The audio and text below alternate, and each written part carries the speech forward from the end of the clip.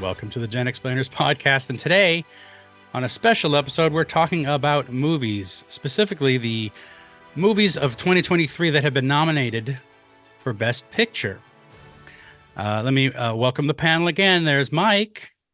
Hello. And there's Al. Hi. So, the Best Picture nominees, there's 10 of them nowadays. I remember when there were 5 way back in the old days, but now they're up to 10. And let's go quickly through them, and then we'll sort of look at them one by one. That was very old manish of you, by the way. Well, I'm an old man, so I remember when it was you'd nominate one cell of one film. If it helps, I picked my top 5 that I would have nominated only. Sure, we can do that. Ooh. We'll do that later. But yeah, back in my day, we used to put a nickel in and have to crank it. No. I never thought the talkies would take off, but anywho, let's go. So, Best Picture 2023, we have American Fiction, Anatomy of a Fall, Barbie, The Holdovers, Killers of the Flower Moon, Maestro, Oppenheimer, Past Lives, Poor Things, and The Zone of Interest. So let's just start at the top with American Fiction. Directed by Cord Jefferson, and it's got Jeffrey Wright, Tracee Ellis Ross, Leslie Uggams, by the way, who I haven't seen her in a movie for decades. Yeah. And the also nominated Sterling K. Brown is in it. So the story is about an author, a Black author who is having trouble selling his latest book. And the film is poking fun at kind of how these, quote, authentic Black stories often are stereotypes, or they focus on only certain aspects of the Black experience, being from, the ghetto and being a criminal, or, just all those stereotypes. And he's very frustrated by that because his books aren't about those things, but he's still a Black author. Yeah. Wait a minute. Why are these books here? I'm not sure. I would imagine that this author, Ellison, is Black. That's me. Ellison. Yeah. He is me, and he and I are Black. Oh, bingo. No bingo, Ned. These books have nothing to do with African American studies. They're just literature. The blackest thing about this one is the ink. I don't decide what sections the books go in, and no one here does. That's how chain stores work. Right. Ned, you don't make the rules. I'm just gonna put them back after you leave. Don't you dare, Ned. Do not you dare. What give me your general impressions of the film? Did you like it? Did you enjoy it? I loved it. I thought it was like an exceptional film. I saw it in the theater, and I was really thrilled that I got that experience, even though it's not like, you don't say, oh, I got to see this on the big screen, because it's not a visually stunning movie, but it's just one of those films that you're in a theater and it just feels like a special experience. And that it was for me. It was one of my favorites of last year. So, yeah. How about you, Al? I liked it a lot. I felt like at times it was just kind of hovering in place a little bit, but genuinely enjoyed it. I do think it's really poking fun at, what you were saying is that like the Black experience as viewed by white intellectuals is really, right, I think, what it's skewering the most. Yeah. And there can be no, that can't happen often enough.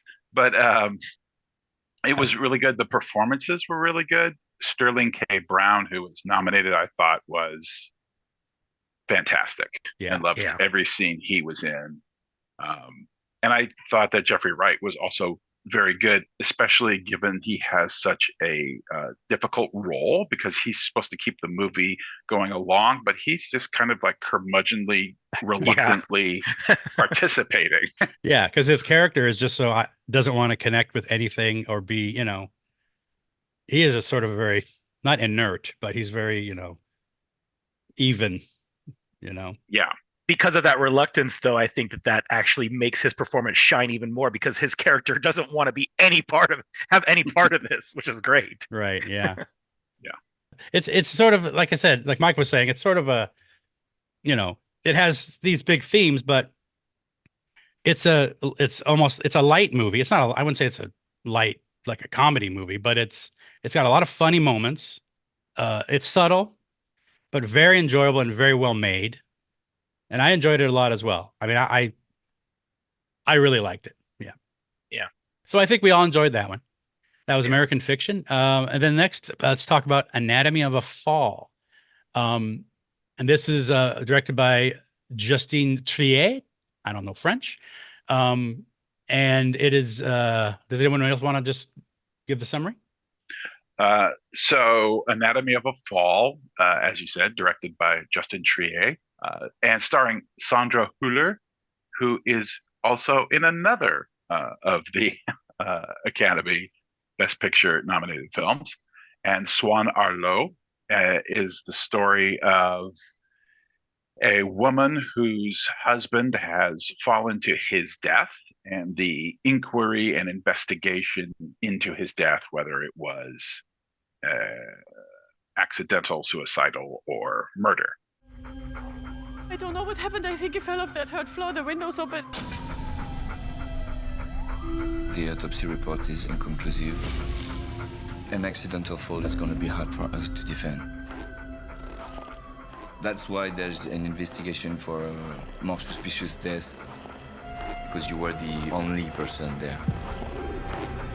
And of course, you're his wife. Stop. I did not kill him. That's not the point. And she also they have a young son as well. So it's kind of just pulling apart that whole process and trying to dig into a very difficult relationship. And sorry, that's it. I'm just like meandering. It's an inquiry into the death and what happened. Yeah. The way I sort of noted here, I said it's a film. It's dealing with family dynamics, guilt, the nature of what is true from what information you have, whether it's, do you judge someone from one moment of their life, or are human relationships more complex than that? And it's sort of, there's a courtroom drama sort of in the middle of it. I thought the performances were very good and the screenplay was very good. One thing I liked about it is the use. I don't know if this was even, well, everything's intentional in a movie, but near the beginning, especially, they use sound and music in a way that annoys you to put you in a headspace of, I think, the main character, the wife, Mm-hmm.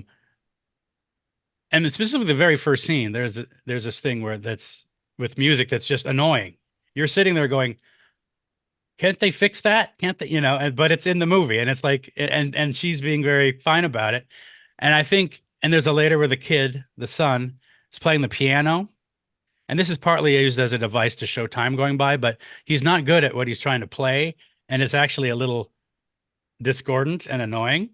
And I was thinking, how deliberate is that as far as like putting the audience in a mindset? I think probably a little bit deliberate, but I thought that was interesting, and I liked that. And in general, I liked the movie. I thought it was very good. I didn't think it was perfect, but it was good. How about you, Mike? I thought it was a bit long. Yeah. However, I thought, again, I'm going to go back to what I said about American Fiction, which was, I think it's a very good actor's movie. I think she's brilliant in it. I thought she was probably one of the best performances I saw of the nominations. And I really, really thought that that was, but I actually was really impressed by the young actor in it, the one who plays her son, which I thought was pretty exceptional for especially the critical role he has in it. I won't give away anything, but it's very critical what happens in the movie, and he plays it emotionally very well, I think. So, but the other thing that I really liked about the film a lot was the editing. I just thought it was really, really great editing. and how they structured it and put everything together, and made you as the audience question a lot of what was going on too. And I like that aspect of it, because you don't know what the court's going to decide in the case, and you don't know exactly what to believe as it progresses. And I like how they do that and structure it that way. So, and I thought it was very well done. I would not put it as one of my tops of the year, but I still really liked it. So, okay. But you, how'd you feel about it? I liked it a lot. I agree. The performances are fantastic. Sandra Hüller. I also really enjoyed Swan Arlo as her. I believe that he played her lawyer, and they have an interesting dynamic. And I think, in addition to the themes you mentioned, there's also there's this line that he says. It's similar to what you were talking about, where he says you need to start thinking about yourself as other people perceive you. And because so much of it does take place in court, there is that whole element of, there's this truth, but there's also this truth that we need to construct. Mm-hmm. They never come right out and say that, although they almost do, right? For the purposes of finding either justice, depending on what actually happened. I won't say anything about that, but either justice or at least freedom for her. I don't know. You come here, okay, with maybe your opinion, and you tell me who Samuel was and what we were going through. But what you say is just it is just a little part of the whole situation, you know. I mean, sometimes a couple is kind of a chaos, and everybody is lost, no? And sometimes we fight together, and sometimes we fight alone, and sometimes we fight against each other. That happens. And another thing I just thought about was, like, I love again, this might go along with the sort of discomfort using audio or something, but sort of, or the discomfort put upon her. They keep insisting she speaks in French when that's not her native language. She's actually, she wants to speak English because it's more universal, but she's, a native German speaker. And it's just like so much emphasis placed on, like, no, you need to do this, even though it's uncomfortable and hard for you. And it's going to be hard.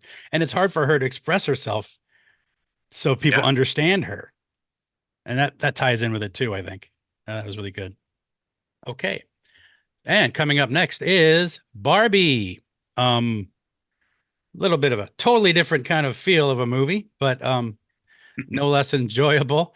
So yeah, Barbie, I think I don't think we need to explain, but in case you haven't heard of Barbie, it was very much like Anatomy of a Fall. Yeah. Greta Gerwig's take on the Mattel property. The title character, played by Margot Robbie, Barbie having an existential crisis in Barbie land, comes to the real world, and lots of discovery and hijinks, and of course Ken is there too. This is a real rager, Barbie. Thanks, Barbie. Gosh, this night is just perfect. It's perfectly perfect. And you look so beautiful, Barbie. Thanks, Barbie. I feel so beautiful. So do I. This is the best day ever. It is the best day ever, and so is yesterday, and so is tomorrow, and so is the day after tomorrow, and even Wednesdays, and every day from now until forever. Do you guys ever think about dying? Big movie, huge summer blockbuster. And again, a fun movie, but underlying messages are there. Feminism, pressure on young girls to look and be a certain way. All that stuff's in there. It was part of the Barbieheimer cultural phenomenon, because both Barbie and Oppenheimer came out the same weekend, and seemingly so polar opposite kind of tones and movies. And of course, the internet and people latched onto that and said, I'm seeing them both in one day. I wanted to do that, but I didn't. I saw them the same weekend, just not the same day. Well, that's close enough. You win. I watched them at the exact same time. 2 screens. I ran back and forth between theaters. And boy, is that an interesting but confusing film. So, yeah, Barbie. Here are my notes on it. I said it was fun, entertaining, and I liked it a lot. I think the inclusion of the Mattel board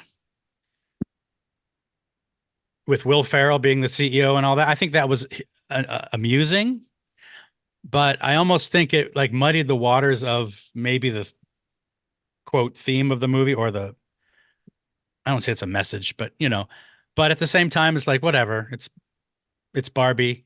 You can include that. I think it was very funny that it's all white men, but the way they got involved in going into Barbie Land and all that, I'm not sure how much that worked in the end.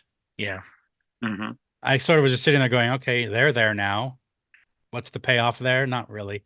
I thought the inclusion of a key character that she meets earlier on is really good. I'm glad she was there. I don't know if you know who I'm talking about. Again, spoiler, the inventor character. Oh, yeah. I think her right. coming and being there, I think she is a more interesting and better character to have reappear than having the board appear, but whatever. Again, I guess that's a sort of a little thing, but yeah. But in generally, I think it did a good job, entertaining us. It was very funny, very fun, but also had the message that was conveyed. And I think it was wise to keep it silly and entertaining, mostly for general public. I don't think it would be as well received if it was heavy-handed, and I don't think, honestly, Mattel would let them do that. They had to keep it seemingly light and entertaining. Right. Anyway, that's my take on it. My general take on it. What do y'all think? Well, like you, I really enjoyed it. I thought that it was well thought out in the way they presented the everything, and I really think that it has a really not unique perspective, but it has a really good perspective on what we think of Barbie, and what it tries to turn that notion on its head a little bit, because a lot of people referred to like the dumb blondes as the Barbies and all that stuff, and I think that they really played that up quite a bit and made it work very well for the themes they were going for. I do have a problem with them putting this in the adapted screenplay category, because I actually thought, Yeah. I actually thought that it was actually a very original screenplay, in the sense of like Mattel didn't. Yeah, it's based on a doll, but it's not that Right. this story existed, and so I have a problem with that, because I think it should be in the original screenplay category myself. But I don't know if the reasoning behind that or whatever. But I really think that that's something that I would have did, because I thought Greta and Noah Baumbach did a really good job with the screenplay on and doing that. And actually, it really surprised me that a Noah Baumbach film is, as a producer and a writer, it made over $1 billion. That's probably the first time that's ever happened with him. Yeah. I hope he had points. Yeah. But yeah, no, that I never thought I'd see that day. But yeah, no, I enjoyed it, and I thought Margot Robbie was very good. I don't know if I necessarily disagree or agree with her elimination from the Best Actress category, because that was such a competitive category. There's a lot of really good people this year and great performances. So I mean, It's true. There's a lot of good competition in yeah, a lot of the categories. I do find it interesting that neither Margot Robbie nor Greta Gerwig were nominated. It's not that I'm and necessarily Ryan Gosling was. and Ryan Gosling was. See, we need more Barbies to change this thing. That was the meme going around, is like that's the entire theme of the movie. Ryan Gosling is nominated. Yeah. But yeah, no, I mean, again, I enjoyed it. Was it my favorite of the year? Of course not. I mean, it's just but I did really enjoy it. So anyway. How about you, Al? Well, Barbie was actually one of my favorite movies of last year. Throughout our lifetimes, there have been numerous attempts to turn toys or cultural phenomena into movies, and most of them are awful.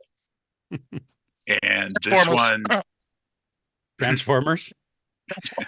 I don't think the film companies would consider those failures, but artistically, Yeah. I'm talking about GI Joe movies and things like that that are just awful. I mean, Transformers, I think, is a notable exception, especially in terms of money that it makes. Right. This one, I think, was the biggest box office draw of the year last Yes, it year, was. and, Yep. and so it wins on that mark. But also, I think artistically, it's very interesting. I agree with Matt that the inclusion of the Mattel board, while amusing, was mostly, I think, ultimately for me as an individual, it kind of subtracted from what else was going on, which was a very, I think, interesting film. And but I agree about the creator. I also agree or think that the character of America Ferrara plays is, and her daughter, are crucial.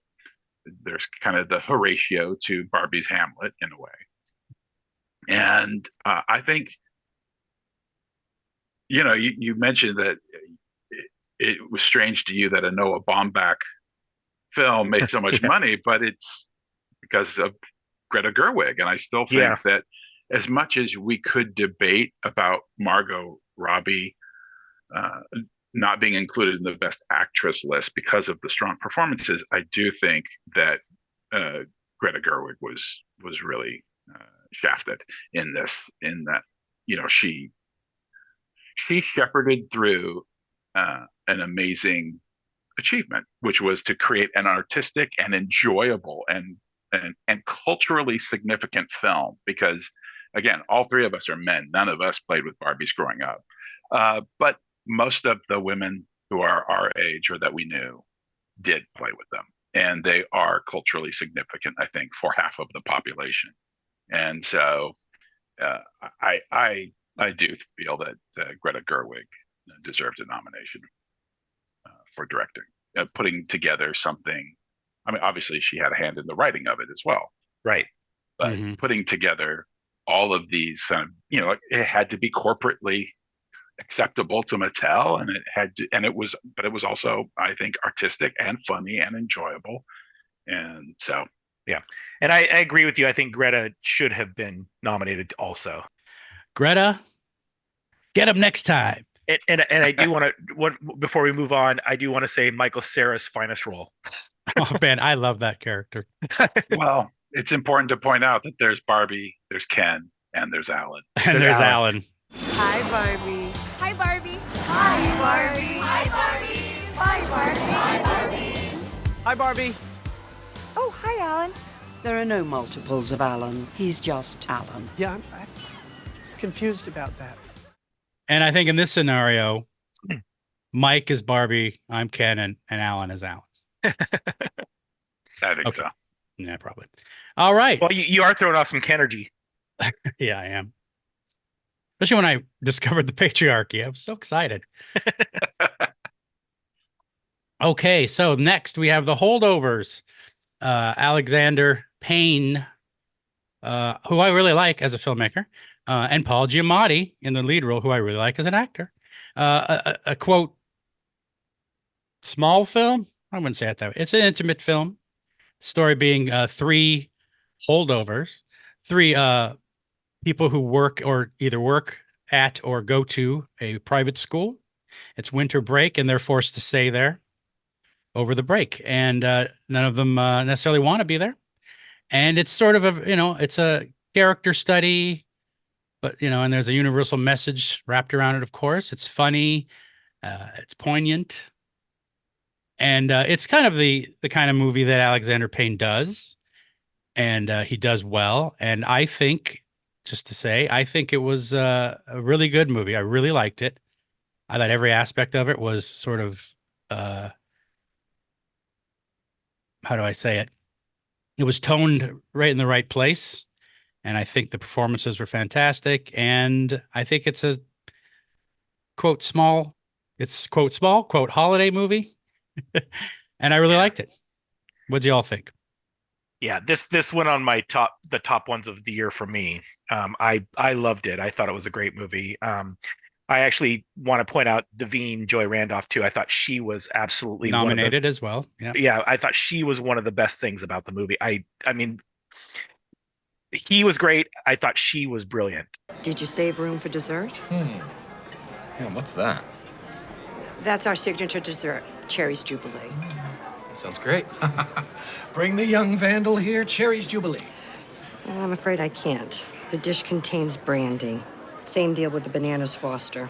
Yeah, but doesn't the alcohol just burn off? It's still against the rules, ma'am. Fine. I'll order the Cherry's Jubilee. We can share it. I can't allow that either. Can we say it's his birthday? It's my birthday. Oh, happy birthday, young man. Let's get you a slice of cake or some other age-appropriate dessert. Christ on a crutch. What kind of a fascist hash foundry are you running here? Excuse me, ma'am. Do you by chance have cherries? Yes. Great. And do you have ice cream? Yes. Fantastic. Can we please get cherries and ice cream to go? And the check. Right away. Bitch. Probably one of my favorites of Alexander Payne's too. I mean, he's made a lot of really strong movies, but I really like this one, probably on the top, at least top two. So anyway, yeah, I can't say enough good things about this movie. Al? Yeah, I think this is a wonderful film. It's very touching. It's very quiet in places and bombastic in others. And I've always, like Mike and probably like you, I've always enjoyed Alexander Payne's work, especially since Election, which was, until this came along, that was my favorite Alexander Payne film. Now I have to kind of maybe reconfigure, but Paul Giamatti, so good. And I'm sorry, Davine Joy Randolph, is that her name? I don't want. Yeah. She was fantastic, and I agree. Steal the scenes. I don't want to say too much, but there's a quiet scene where she doesn't even say a word when she's at her sister's house. That is just devastating, and it's a tribute to her performance and as well as Alexander Payne's directing. There were times when I kind of felt like, wow, this is really like I felt it could have been a little shorter, but it was fantastic, and I loved it. Yeah, and it's one of these movies again that's like, it's not like the setup or even the plot or even what the characters go through. These aren't new ideas. You know what I mean? It's like, but it's done in such a way, in such a skilled way in every aspect of the film. It's like it's people who know what they're doing. Structurally, it's just like, I don't know, it's almost like a made-for-TV movie. It's not the ideas and what happens in it is just not all of that different. Right. But it's handled so well. Right. Yeah. It's just made so well that it's like just an enjoyable experience. And this is one of the two movies that I walked out of saying,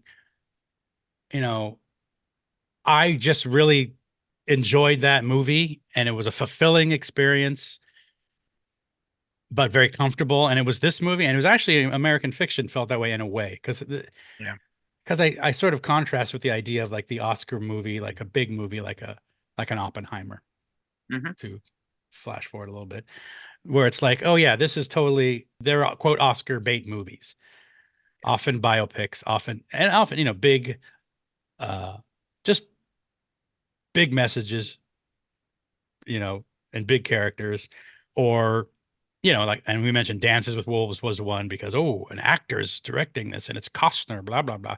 Or Titanic, the technical thing, and it's Cameron. And these Maestro. are like Maestro, yeah. And it's like, okay, this is Oscar bait movie. The Academy's going to look at this and they're just going to be drooling, right? But those movies sometimes I come out of and I don't feel as satisfied somehow. Maybe I feel challenged. Maybe I feel, that was a spectacle and I'm very kind of that affected me somehow. But there are some movies that are just like, wow, that was just a really good movie that didn't have to cost $500 million or whatever. You don't have to spend that much money to give me a good, satisfying movie experience.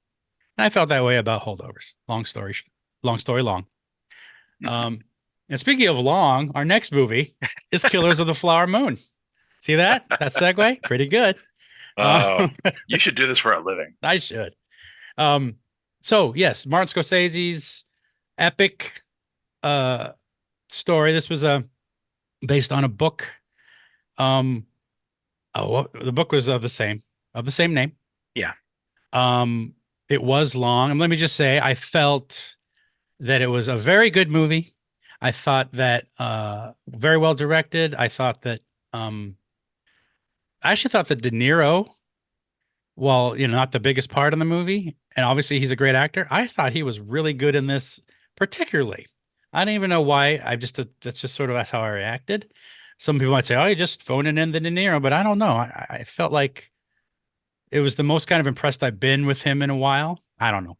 I think with his performance, it's he's evil, but he's trying to not be evil, and he's saying things that aren't evil, but underneath you sense the evil.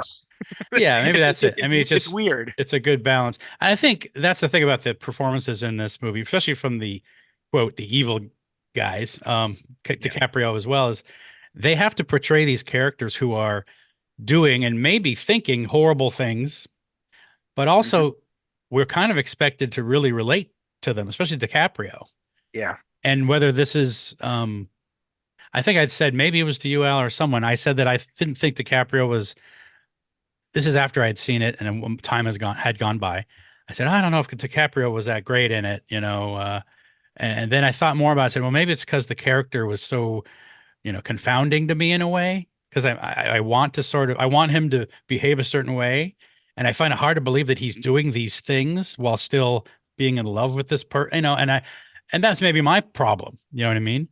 But then I actually saw a scene. I was some clip show or something, and it showed a scene. It was a scene with Leo and Lily Gladstone near the beginning of their courtship. And actually, I watched it, and DiCaprio was fucking great. He was great. You got nice color skin. What color would you say that is? My color. Well, I think it's real pretty. You got nice color skin. You got a nice house.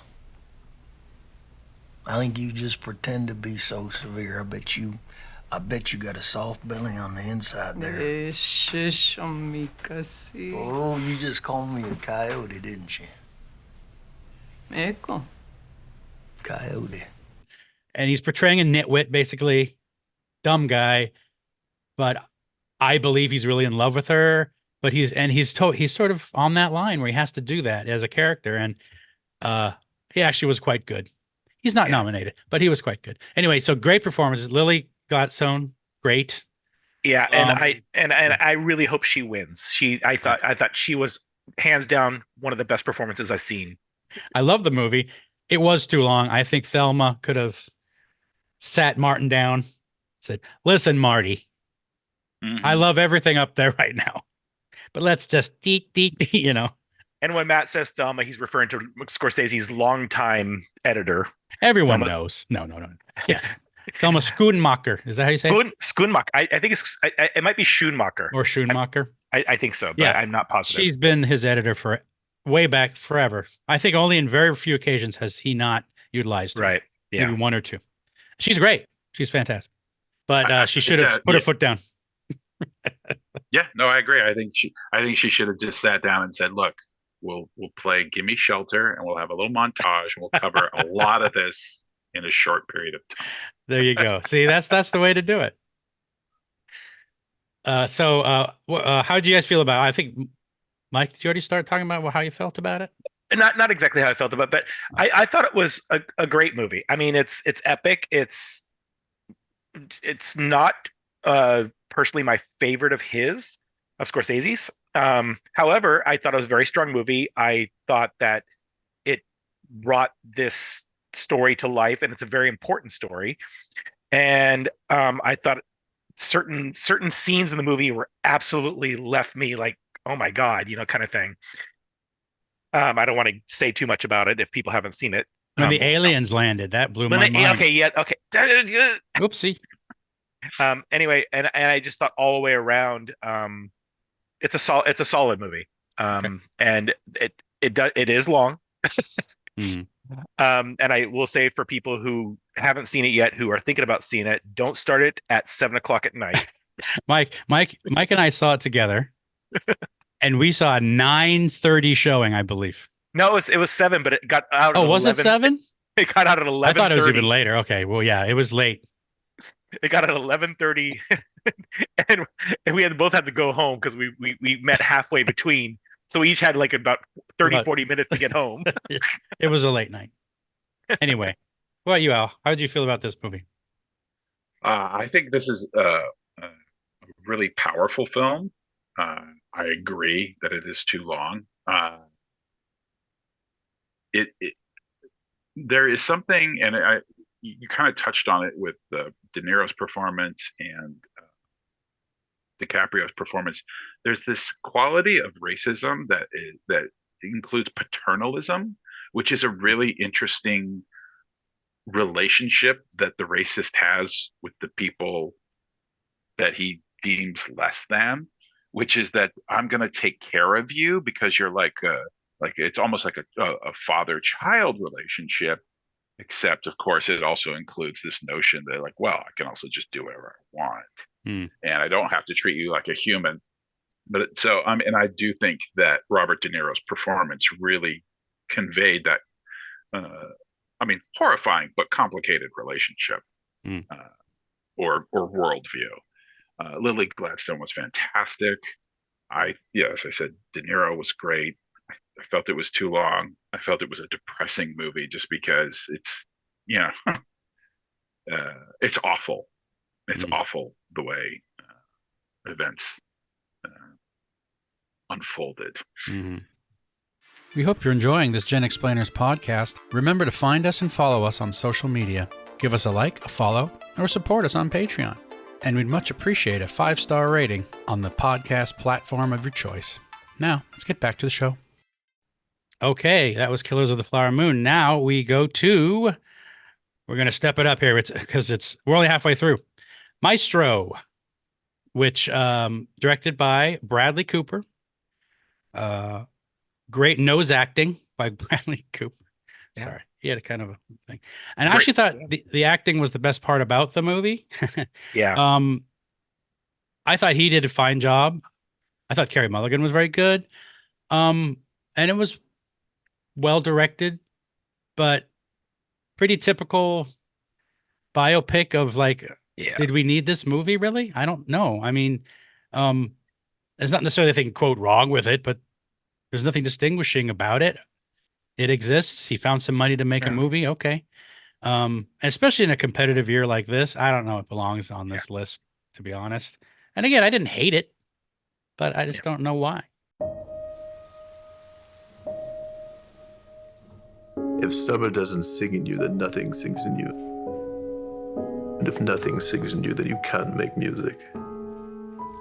Something she told me. Hello, I'm Lenny. Hello, Felicia. Yeah, I agree. I do not think it deserves to be on this list. I thought the makeup was amazing. Yeah. I actually thought the utilization of the music and how they incorporated it worked very, very well with the editing and the structure on how they incorporated a lot of the sequences, like when they're on the stage, the Broadway stuff at the beginning, and they incorporated him into the acts and stuff like that. I thought they did some really good stuff with that, some very creative stuff. However, yeah, I mean, the story itself, yeah, I didn't care. In the end, I'm like, okay, every biopic I've seen has the exact same themes, has the exact same things happening. I do feel like they did some really good stuff with his sexuality in the movie, and I thought that was really good. However, and again, the performances were good, like you said. However, I pretty much forgot the movie within a few days after seeing it, kind of thing. It didn't stick with me at all. So, yeah, I mean, I'm just going to be mirroring what y'all say. As I think probably both of you know, I don't understand why most biopics are even made. I just it doesn't make sense to me, except I guess maybe people would rather see a movie than read a book. So maybe that explains it. And to what Mike said, yes, it's like most of them are, oh, a really talented guy is also a narcissistic asshole in his personal life. Like, okay, all right. Doesn't seem like that's all of that groundbreaking. Well performed. There were parts of it I did enjoy, but again, I just, okay, great. Mm-hmm. All right. Well, that brings us to another biopic, but here's the difference. Okay. Like we were saying, Maestro is sort of, what's a biopic for? That's the question. And yeah. Okay. So Maestro, you learn a little bit about his personal life. Maybe you didn't know. And they show, an artist dealing with things. Oh, here's what maybe affected his art. Okay. These aren't new things and maybe not even interesting things necessarily, but maybe there's nothing on top of that. But in Oppenheimer, which is our next film, it's about Robert Oppenheimer, but it's not about just Oppenheimer. It's about bigger things. And that makes a good biopic, in my opinion, where it's like, it's not about one person. And in this case, I feel like it's kind of about everything. It's about a specific, he is a key figure in something that happens in the world that is a huge, affected the world. It changed the world. It was huge. So, and we're looking at him through a prism, or we're looking at that issue through a prism of a person, I guess. And yes, you learn, oh yeah, Oppenheimer was kind of a horn dog. You learn new stuff about him personally, but that's not what it's about. It's always in service of what Christopher Nolan is trying to say about his personal tug of war, or his, feelings about the world, I guess. We're in a race against the Nazis. And I know what it means if the Nazis have a bomb. I think it's a very interesting movie, and there's a lot of things going on. And I think Nolan did a great screenplay. I think Cillian Murphy was fantastic. And I think the sound design was great. Yep. And there's a couple movies in this list where the sound design plays a key role, and it's really, in this one, it's fantastic. Well, Christopher Nolan is a technical perfectionist. Yes, he is. And he's known to be that. So if you look at all of his movies, they're all very technical, the way he does things. And he loves these heady topics. He loves talking.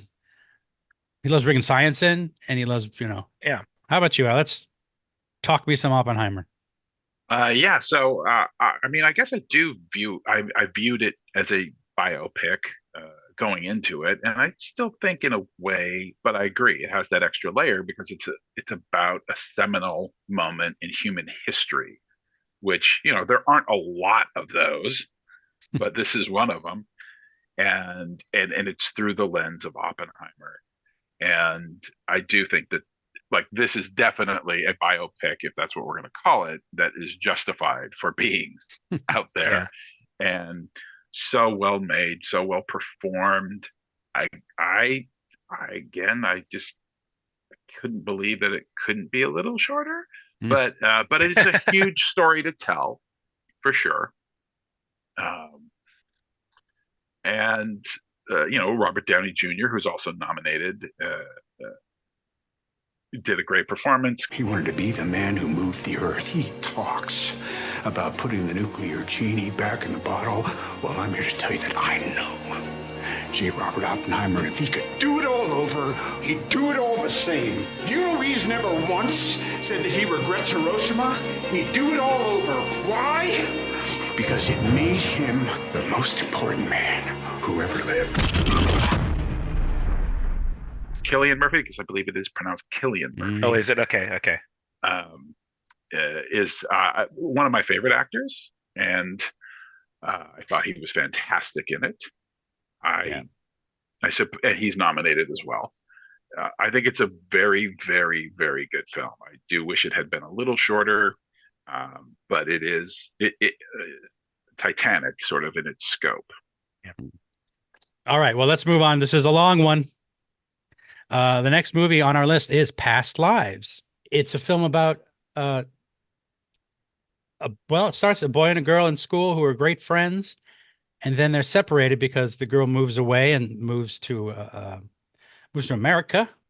Their relationship when they were kids was a strong one, and they were good friends, and they go on totally different paths in their lives, and then they get reunited later in the film, and they have contact, and it's a movie about, well, past lives and your ideas of what could have been, perhaps maybe not even regrets, but just wondering about, I wonder what could have been, or what would have happened if I hadn't left, or if I had gone. And it's that kind of almost like wistful sort of, examine your life in context of in context of the choices you've made. What a good story this is. Childhood sweethearts who reconnect 20 years later and realize they were meant for each other. In the story, I would be the evil white American husband standing in the way of destiny. Shut up. He was just this kid in my head for such a long time. I think I just missed him. Did he miss you? I like this film. I thought it was very good. It felt very indie. And by that, I mean, Mike works in the film festival business. He sees more movies than anyone I've ever known. And he maybe can understand this idea of okay, this is a film that has a certain budget and a certain feel and a certain style of writing that has to fit into its budget and maybe they don't always get to do things they want to do. But in this case, it's more the feel of it and maybe the story of it. It's very well done, and I liked it a lot, but I don't feel it's too unique if you consider that within that quote genre or feel of movie. There's nothing wrong with this movie. I love the movie, but I kind of just feel like, yeah, all right, it's pretty good. I'm going to get hate mail, but go ahead. Well, I'm going to fill in a couple blanks here because the director is Celine Song. Thank you. Yes, but the actress Greta Lee, who also was in the morning show. That's how I know. Yeah, Morning show. Yeah, and she's very good. She is. And I'm gonna just go ahead and follow up your part and say this is actually one of my top ones of the year. Oops. Again, I liked it a lot. Yeah, I love this movie. I saw it. I saw it at home. I didn't see it in the theater. I thought the performances were great. I loved how they structured the stories and jumping back and forth between time.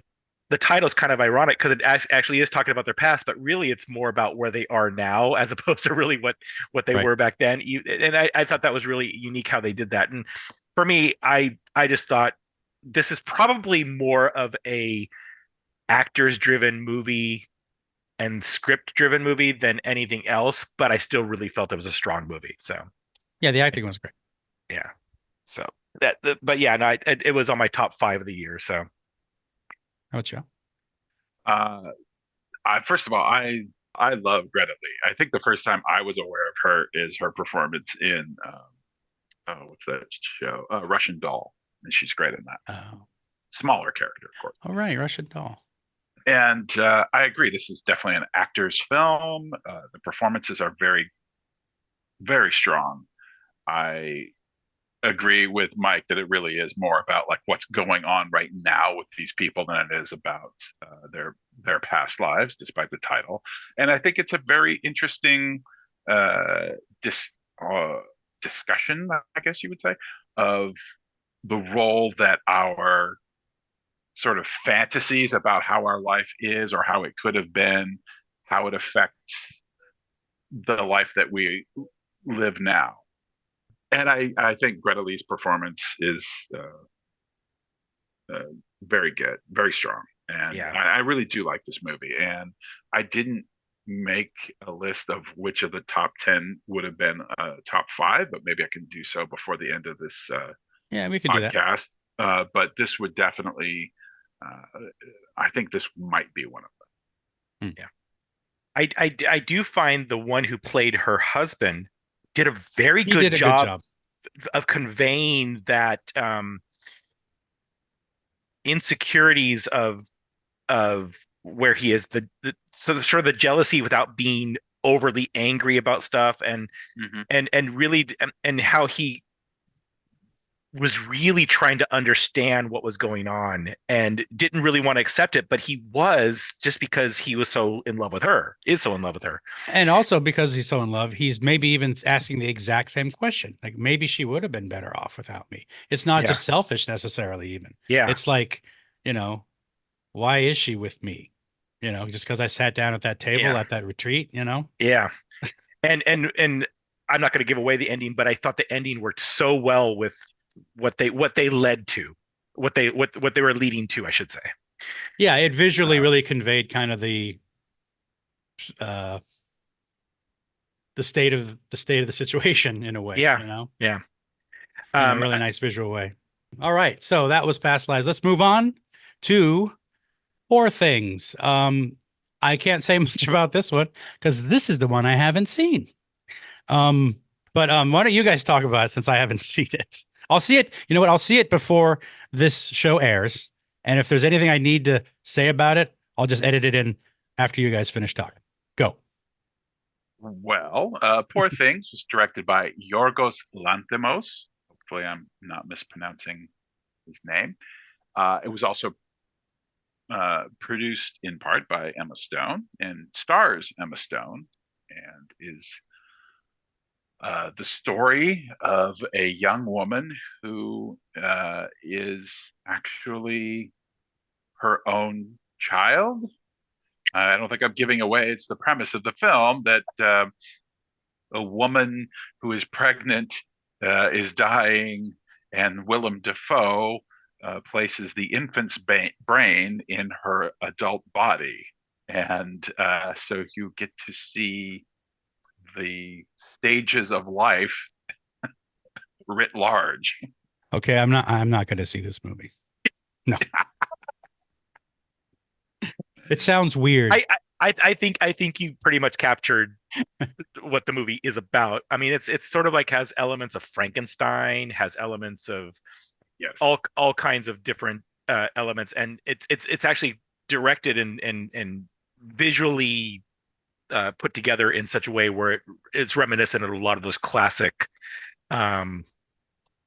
horror movies. I don't want to call it because it's not a horror movie, but it's put together in such a way where it's reminiscent of those, like Frankenstein and a lot of the early movies like that. And it actually has that feel too at times with the set design and how they're doing it, because it takes place in, I forget what year, but it takes in olden times. Tell me, where did she come from? I shall. For it is a happy tale. I am Bella Baxter, and there is a world to enjoy, circumnavigate. It is the goal of all to progress, grow. A woman plotting her course to freedom. How delightful. But yeah, I'm a big fan of the directors. I've only not seen, I think, one of his movies, which is Killing of the Sacred Deer, but I've seen all the other ones, and I really, really like his work. And this film in particular really sat very well with me. I saw this one in the theater, and I thought it was just visually stunning. I thought she was great. Mark Ruffalo's great. Willem Dafoe is really great, if not completely twisted.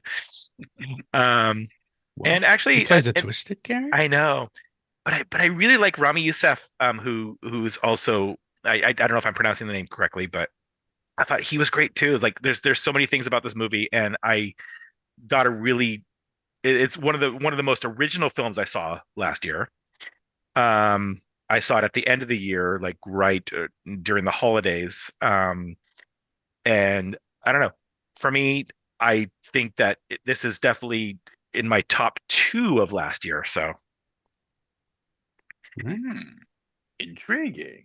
Yeah. I think this is a fantastic film. I think, again, those elements that Mike spoke about, like it is sort of a modern day version of Frankenstein, right down to the makeup on Willem Dafoe, the prosthetics on his face. I mean, I was just fascinated looking at him. I almost wanted the story of his face, which I don't think we get in the film, but no, we don't.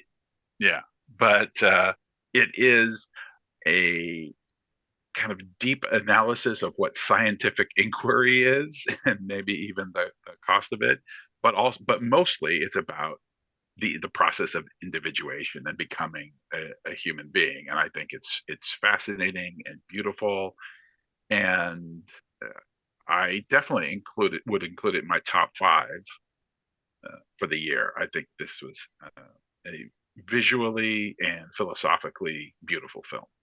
I think the comedy in Poor Things works really, really well. Yes, and I can't say enough about Mark Ruffalo as well. Oh, I know, he's amazing, and some of the weird stuff that they do with Willem Dafoe. Also, I don't want to say anything because Matt hasn't seen it, and other people probably haven't by the time they listen to this. Yeah. There's some things they do with his character that just come out of the blue, like almost out of a David Lynch movie. But I do think Emma Stone really, she's exceptional. I think that her the way she reads the character, plays it, and conveys that is one of the best things I've seen. So, oh yeah, it was a fantastic performance by her. I mean, she drives the film. Yeah, and in another year, I think she would win Best Actress for it. I don't think she will win out over Lily Gladstone, nor do I necessarily think she should. Right. It's one of those years where I was, no matter who either of those two could get it, and it would be justified. But it's fantastic. But yeah, she does a great job. Okay, well, I'm going to now cut to future Matt giving his opinion on it. What do you think? Yeah, hey, future Matt here. I did finally see Poor Things. And I'll tell you that I thought it was really very, very good. I felt it was extremely inventive, original. It was beautifully shot, and the production design, art direction, fantastic. Emma Stone was superb. She really drove the movie, I think, as Alan said. And I think it was great. So let's send it back to past, Matt. Bye. All right. Well, that brings us to our 10th and final film, The Zone of Interest. Jonathan Glazer's film about a commandant of Auschwitz, his home life right next to the camp. And this, I just saw this last night, so I have all these notes that I haven't really been able to condense. But let me just say, it's like a subdued family drama, exploring like the banality of evil, right? Mm-hmm. You never see any atrocities visually on screen. But constantly throughout the film, you hear audio of things happening, and your mind tries to imagine what those sounds are. At the same time, you're watching this family do pretty mundane family things.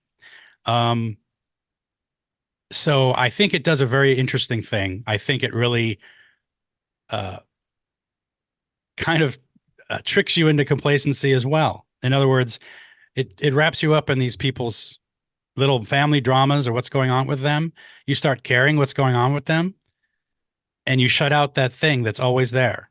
Sounds of gunshots, people screaming, things, mixed in with birds and children laughing. You know what I mean? I think that is a very brilliant, I don't know the word, methodology. It's a very interesting thing to do. So yeah, we could conceivably get wrapped up into their concerns, just like they are. They're shutting out what's really going on over the wall. And there's a couple real standout aspects to it that actually is on my phone, not on my notes. Again, yeah, the sound design, that method is brilliant. I think it should win sound, to be honest. And there's also a very interesting score that doesn't show up much, but when it does, it's right in your face, and it's not a period score. It's clearly a modern synthesized, like abrasive industrial score almost. It's usually like one note or, it's not, it's very simple, very powerful. Oh yeah, and there's also interesting visual things too. Yeah. There's a scene, there's a whole sort of little subplot with the daughter that is filmed. And again, I don't know if it's a spoiler, but it's filmed in a different way than the rest of the film. It's very and then something results because of what she's doing. Something happens later. Again, we're just hearing it through a window, a consequence of the thing she did, and it's just like you're so removed, but it's really, really well done. As long as it's all in black and white, and then she has a red jacket, and oh Well, wait, sorry, that's a different movie. That's a different movie. And yeah, and all the characters are sort of in their little insular world, and it's shot in a way that makes it feel like it's all very 90-degree angle onto a scene. It's not a lot of camera movement or over shoulder type stuff. I really thought it was really well done. I almost felt it didn't need to be a feature, but it's fine as a feature too, a longer form. But anyway, Alan, you've seen it. I know, Mike, you haven't seen it, right? It's the one I haven't seen yet. Okay, so Alan, why don't you give me your thoughts on it? So yeah, so the evil that's occurring over the wall is like some of the worst evil that was experienced in the 20th century. Although there's a lot of nominees for that. That and the Oppenheimer thing.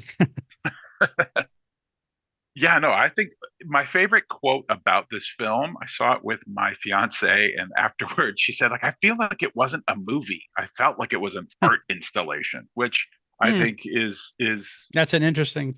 Yeah, I think it's a very apt description point. in a way. No, I think it's an excellent film. Yeah, and I thought it was a really good movie. I think it's worth watching. It won't be everyone's cup of tea. It's not action packed. It's not, and it doesn't. And the ending, while being very interesting and affecting, it won't satisfy people probably necessarily. I don't know. I mean, it's saying a specific thing about what the movie is about. The message of the movie isn't about. It isn't even about what's happening. It's about people and how they can disassociate. Well, I just remembered the thing I was going to say, and it ties into what you said at introducing the film. The phrase "banality of evil" comes from Hannah Arendt's reporting about Adolf Eichmann and his trial in Jerusalem, and how this person was kind of the engineer, not the architect necessarily, but the engineer of the Holocaust, and making sure all of the gas got to the concentration camps, and what's the most efficient way of disposing of human beings. Right. And here he is. I mean, he's kind of like an insurance guy or something. Like, he's not some snarling, evil person like Hitler is. Like, that's our view of Hitler, and probably accurately so. But he's like a middle management guy. Right. And so is this commandant. Right. Zone of Interest, I think, is a very, very good movie. Worth seeing. You don't have to see it in the theater, but you could. And so there you go. Those are the 10. So let's talk about what we think will win the Best Picture Oscar. I'll go first, and I'm going to say right now it's going to be Oppenheimer. Yeah. And I don't think that's a stretch. I think, and I'm not mad about it. I mean, I think I will be surprised if it doesn't, but I'll also not be too bummed if it doesn't and something else on this list does, except maybe my show. But I think it has it in the bag. I don't know. What do you guys think? What do you think is going to win this? Yeah, I think you're right on that. I think the only other one that could possibly unseat that would be Killers of the Flower Moon, but even that, I think Oppenheimer has it in the bag. I can't see anything else on the list that would really go up against it and win. Yeah. So. Yeah, I agree with you guys. I think Oppenheimer's going to win. I don't think that's. I would bet rent money on that. And Whoa. well, if I had to, right? And there's only one movie that if it won would make me go like, what? And that's Maestro. Yeah. I mean, they're all really good movies. Again, some better than others, but yeah, I think Oppenheimer's going to win. So yeah, I think we all agree Oppenheimer will likely win. So what about our opinions on this? You had mentioned you had made a top 5. So why don't you tell us your top 5 and finish with the one you think perhaps should win or you would be most happy to win? Yeah. I mean, my top 5 are my personal top 5 of the year. So there's one on there that's not actually nominated. Oh, okay. Well, you can do that. Yeah, that's so. I mean, okay. But Mike is not going to win though. Okay. How about this? If I were to pick the top 5 of just the nominated, whatever you want to do. Whatever you want to do. Okay. So, Past Lives was on my top 5. Poor Things, The Holdovers, Oppenheimer, and the one I think that should win is American Fiction. Honestly. Yeah. And that's my personal thing. There was one on my list that I think should have been nominated, and that was Dream Scenario. I just thought it was a brilliant movie. Nicolas Cage should have been nominated. There's so many things about this movie that I thought were great, and like Poor Things, it's one of the most original movies I'd seen this year, this past year. So anyway, so those are my top, I guess, 6 with Dream Scenario. All right. How about you? Did you pick out 5? And maybe there's something outside of the scope. I didn't, but I'm going to do it sort of on the fly. All right. And my top 5 would be The Holdovers and Barbie and Oppenheimer and probably I'm going to say The Zone of Interest. But the movie that I think should win is Poor Things. I think that is, again, a fantastic telling of the tale of, you were talking about the theory of disassociation. Well, this is a movie, and arguably Barbie, about not disassociation, the opposite, the integration of a person. And I think it's a fantastic film. The one movie that would probably never be nominated because the Academy doesn't like to nominate these type of films. And I'm not going to say it's one of the best movies of the year, but I really thought it was a good movie, is Bottoms, which was kind of an indie comedy that was directed by Emma Seligman, who co-wrote the screenplay with Rachel Sennett, who was in it, and Ayo Edebiri, and I think it's hilarious. It's hilarious. Yes, it's the funniest film of the year. Yeah, no, that's a great movie. It's really funny and fun, and I loved it. Yeah, no, I agree with Alan. It's a great movie. All right, well, I'll see that one, and I'll see Dream Scenario too. I haven't seen that either. And maybe just see Cocaine Bear too, Matt, please. Well, I got to see Cocaine Bear too. Yeah, also. So I'll get on the fly pick 5 as well. I think Holdovers, because I just really love that one. I think I would say I would put Oppenheimer on it. I also would say Zone of Interest. I mean, I saw it most recently, but it is maybe this is why, but it's the one that I keep playing over and thinking about in my head. And I keep thinking of things that are great about it. I think I might do, I think I'd probably do American Fiction, possibly, maybe just as a squeaker. And I think Killers of the Flower Moon. I think I enjoyed it enough. I really did. Long, but so, and what should win? Oh, that's one I didn't say. Honestly, what I think is deserving of winning, many of them are. I actually think Oppenheimer should go ahead and win. I think it hits so many of the boxes, and I really enjoyed it. And the more I sort of see clips of it and stuff, I'm more impressed by what Nolan did. it's a huge budget film. It doesn't need your support, but it's actually pretty good. I would say please see these other movies that do need your support that have been nominated and even haven't been nominated. So there you have it. There are the picks for the best picture and our predictions.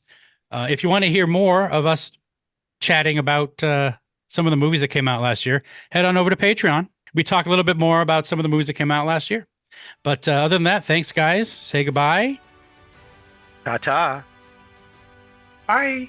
And we will see you on the next show. Thank you for listening to this GenXplainers podcast. Follow us on Instagram and friend us on Facebook. Just search for GenXplainers and find us on Patreon, where you can support the channel and gain access to extended cuts of the podcast as well as exclusive bonus content. See you next time.